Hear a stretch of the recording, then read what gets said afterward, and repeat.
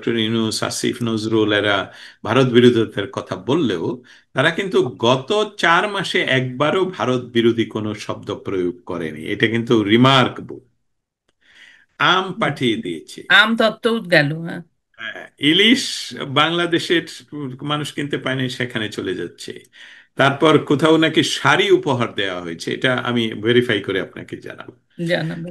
হ্যাঁ, এই বিষয়গুলো ভারতের সাথে তারা কিন্তু চাচ্ছে না সাংঘর্ষিক অবস্থায় যাক, কারণ এটা মানুষকে রাস্তায় রাখার জন্যে এই, আমি বলবো সেই মানুষদেরকে যারা, আমি আমি এটা সরাসরি বলাই প্রয়োজন, যারা মাদ্রাসা থেকে মস্তিষ্ক পরিবর্তিত, যারা হিন্দু বললেই, একটা ভিডিও আমি সেদিন শেয়ার করলাম, যে হিন্দু বললেই সে খারাপ, মুসলমান না হলেই সে বিধর্মী অধর্মী, হ্যাঁ, সেই যে মেন্টালিটির মানুষদেরকে, হ্যাঁ, ভারত বিরোধিতা তাদের ফরজ কাজ, সেই মানে ধরনের ভারত মানুষ, বিরোধী হলেই বেহেস্তে যেতে পারবে।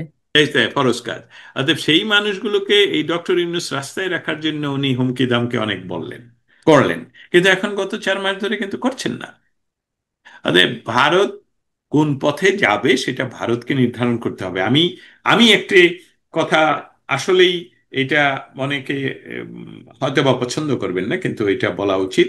সেটা হলো, বিদেশি কোনো রাষ্ট্র আমাদের দেশকে আমাদের হাতে বা একাত্তরের পক্ষের হাতে তুলে দেওয়ার জন্য আসবে না।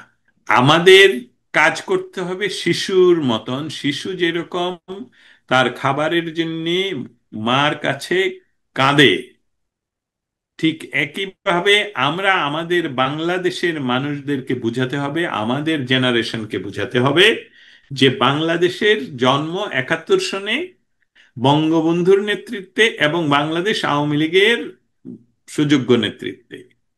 একটি পার্টি, যে পার্টির সাথে বাংলাদেশের নারীর টান না সম্পর্ক, সেই পার্টির ভুল নেতৃত্ব থাকতে পারে, ভুল নেতা থাকতে পারে, তাদের এই এই এই এতগুলো নেতার ভিতরে যারা বিভিন্ন ধরনের অনিয়মের সাথে যুক্ত, তাদের সবার বিচার হতে পারে।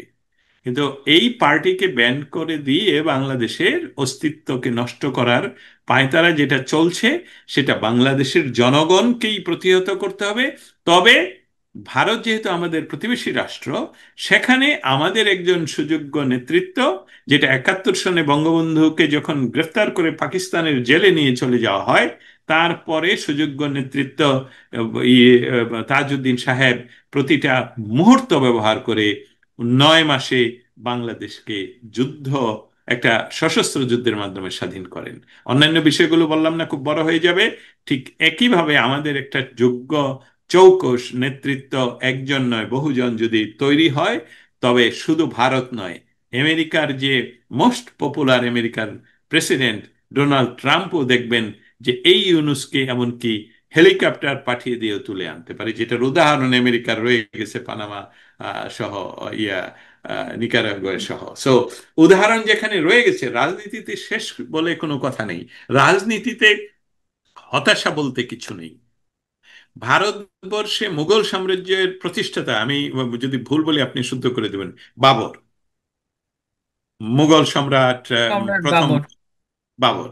বাবর কিন্তু ভারত আক্রমণ করে যখন দিল্লির কাছাকাছি পৌঁছলেন, তো ওনাকে কিন্তু আবার পরাজয় বরণ করতে হয়, এবং উনি খাইবার পাস দিয়ে পালিয়ে আবার চলে যান আফগানিস্তানে, এবং সেখানে গিয়ে লোকাল লোকাল যে রাজা অথবা পাওয়ারফুল তাদের সাথে তাদের সহযোগিতা নিয়ে আবার মনোবল বৃদ্ধি করে, আবার সৈন্য সামন্ত বৃদ্ধি করে আবার তারপর ভারতবর্ষে আবার আসেন।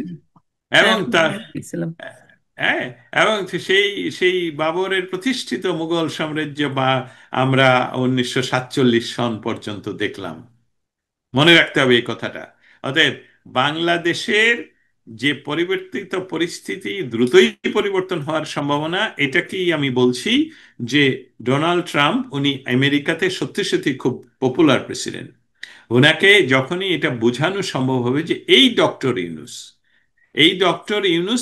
2016 সনে আপনার প্রথম নির্বাচনের পর বলেছিল, ইয়াতে বসে, প্যারিসে বসে, যে আমেরিকা এবং বিশ্ব একটি রাহু গ্রাসে, রাহু সূর্যগ্রহণ মানে অন্ধকার হ্যাঁ, রাহুর গ্রাসে ইয়ে গ্রাস হয়েছে। হয়েছে।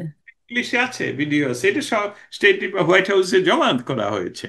তবে বিষয়টা হলো রাষ্ট্রের, আমেরিকার 50 বা 30 বছরের যে পরিকল্পনা ইন্দো প্যাসিফিক জোনে, সেইটার অংশ এই আমেরিকান বেবি, আমাদের ইউনুস সাহেব, সে না চাইতেই আরো বেশি জল ঢেলে ঢেলে তার 10-15টা গ্রুপ, বাংলাদেশের সরকারের টাকায় হোক, ইউনুস সেন্টারের টাকায় সেন্টারের হোক, টাকা এবং গ্রামীণের হ্যাঁ, এখানে ওয়াশিংটন ডিসিতে প্রত্যেকটা ডিপার্টমেন্টে প্রতিদিন তারা লবিং করে যাচ্ছে।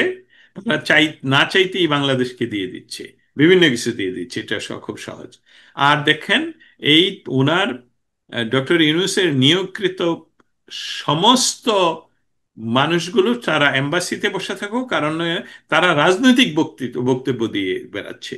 আমি দেখিনি কোনো রাষ্ট্রদূত রাজনৈতিক বক্তব্য দিয়ে বেড়ায়। রাষ্ট্রদূতের কাজ হলো দূতালে একটা দেশের, এবং তার কাজ হলো অন্য সরকারের সাথে কথা বলা, বাংলাদেশের রাজনৈতিক বিষয়ে তার কথা বলা না। এমনকি বিভিন্ন এম্বাসিতে প্রেস মিনিস্টার হয়ে আসেন, তাদেরও রাজনৈতিক ইয়েস আমি বক্তব্য দেওয়ার বুঝছি। উপায় নেই। হ্যাঁ, অতএব রাজনৈতিক বক্তৃতা যেহেতু যেহেতু এই সরকার, এই যে একটা অদ্ভুত বিষয়, এই যে কোনো নিয়ম নাই। আমি মানে আমি না কোনো ফর্মুলাতে ফেলতে পারছি না এই এই এই ইউনুসের গভর্নমেন্টটা যে এটা মানে কোনো আরব বসন্তের পরে কি মানে কোনো ফর্মুলাতে এই এই এই লোকটা বা তার শাসন ব্যবস্থাকে ফেলা যাচ্ছে না, একটা অদ্ভুত মানে যেটা সত্যি অদ্ভুত উটের পিঠে চলেছে স্বদেশ এখন কে এটাই মনে হচ্ছে। কবিতা উৎসব নেই, নাটক নেই, কোনো কিছু নাই। নতুন ভালো সিনেমা নেই বাংলাদেশে। কে কোথায় আমি জানি আমি নাটকের শুটিং বন্ধ করে দিয়েছে। হ্যাঁ, বাংলাদেশ সব জায়গায়। ব্যাংক, হ্যাঁ, বাংলাদেশ ব্যাংক পোশাকের মানে মেয়েরা হাতা কাটা যা ছোট হাতার জামা পরতে পারবে না, লেগিংস পরতে পারবে না, আরো কি কি পরতে পারবে না, তারপরে প্রচন্ড বাধার মুখে সেই খবরটা আবার প্রত্যাহার করে নিল বাংলাদেশ ব্যাংক মানে আ- আম- আম- আবার কোন- আবার আবার আবার সামাজিক মাধ্যমে শুনি। আমি কিন্তু ব্যক্তিগত মানুষের স্বাধীনতাকে আমি প্রচন্ড শ্রদ্ধা করি, প্রচন্ড শ্রদ্ধা করি, কিন্তু আপনি যখন আম, রাষ্ট্রের এই কম্পোজিশনে থাকবেন, তখন আপনাকে ক্রিটিসাইজ করার দায়িত্ব পড়ে যায় আমাদের। সেই জন্য বলছি, এটা কিন্তু ব্যক্তিগত পর্যায়ে যাতে কেউ না নেন। আবার সামাজিক মাধ্যমে দেখলাম যেই গভর্নর বা যিনি বলছেন যে এটা করা যাবে না, ওনার নিজের সন্তানরাই ওয়েস্টার্ন ড্রেস পরে নাকি ঘুরে বেড়াচ্ছেন। ঘুরে কিন্তু বেড়াচ্ছে। এটা আমি যাতে কোনো ক্রমে ব্যক্তিগত কোনো আমিও ক্রিটিসাইজ না, করছি না। আমিও না, আমি আমি ফ্রিডম অফ চয়েসে ভীষণভাবে বিলিভ করি। সেই কারণেই আমার দেশের কোনো মানুষ যদি এই যে দস্তগীর ভাই টিপটা পড়ি, আপনি কখনো আমার ভিডিওর নিচে যদি আপনি ম্যাক্সিমামই ভালো কমেন্ট থাকে, কিছু কিছু কমেন্ট এই টিপটা নিয়ে, মানে এই টিপটা আমি কেন দেই এইটা। সো বাংলাদেশের মানুষের মন, মনস্তত্ত্ব, চিন্তার জায়গা এত অপরিচ্ছন্ন, এত নোংরা হয়ে গেছে। আম, এটা একটা আমি ভয়াবহ। আপনার আমি আমি আপনার সাথে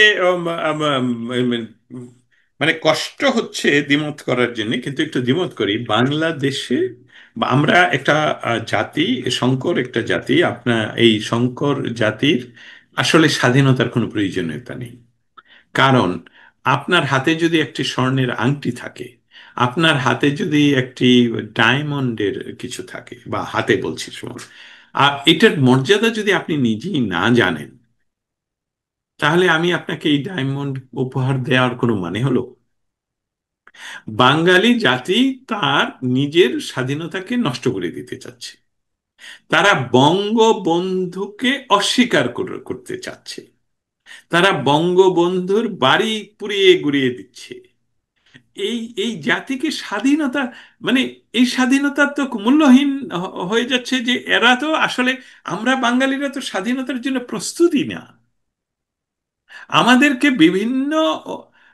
বিভিন্নভাবে অন্যান্য রাষ্ট্রগুলো আমাদেরকে শোষণ করবে, এবং আমরা সারসার বলতে অভ্যস্ত। আপনি, এই উদাহরণগুলো আমাকে গালিগালাজ করুক, কিন্তু আমি এই কথাগুলো বলবো, ওপেন করেছি বলেই ফেলি। আপনি দেখবেন আমাদের পৃথিবীর যে কোনো জায়গায় আমাদের যে নিজস্ব রেস্টুরেন্ট, নিজস্ব ব্যবসা প্রতিষ্ঠান, এমনকি দূতাবাসে গেলে আমরা কিন্তু একদম কারো কোনো কথা রেসপেক্ট করি না। আমি আগে গেলাম, পিছিয়ে গেলাম, হই চই অমুক তমুক করলাম। কোনো রেস্টুরেন্টে গিয়ে এখানে এই পানি নিয়ে আয়, এরকম কথা বলি, আমি খুব সহজভাবে বলছি। কিন্তু এই বাঙালি, এই আমি যখন কোনো আমেরিকান রেস্টুরেন্টে যাই, যখন কোনো আমেরিকান অফিসে যাই, তখন একদম চুপ, একদম নিয়ম নীতি মেনে চলি। এটা এটা এটা কিন্তু প্রমাণ করে যে এই জাতি নিজকে রেসপেক্ট করতে জানে না, এবং তার নিজস্ব স্বাধীনতার সে মর্যাদাই দেয় না। একদম মর্যাদা দেয় না। না হলে সে তার নিজের রেস্টুরেন্টে গেলে সে আচরণটা ভালো করবে। আমার আগে যে আসছে তাকে বলো, এ করবে। আমাকে যে সার্ভ করছে সে আমার চাকর নয়, সে সে এখানে তার ব্যবসা করছে, সে তার চাকরি করছে, এই শ্রদ্ধাটুকু দিতে হবে তাকে। হ্যাঁ, বাট আমরা এটা তো করি না। এই জন্যে আমেরিকানরা, স্পেশালি জুইশ মালিকানাধীনরা, বাংলাদেশি কর্মচারী খুঁজে দোকানদারি করার জন্য তাদের ব্যবসায়, কারণ তারা সুপার লয়াল। হ্যাঁ, তাদের প্রতি একদম সুপার লয়াল, তাদের আদেশ নির্দেশ, এবং যেটাকে আমরা যে আমাদের জমিদারি উম, সময়ের যদি আমরা সামন্তবাদী চিত্র প্রথা, হ্যাঁ একদম, যখন জমিদারের সামনে গিয়ে আপনি তো চেয়ারে বসবেন না, আপনি এইভাবে দাঁড়াবেন, তাই না? এই তো ছিল।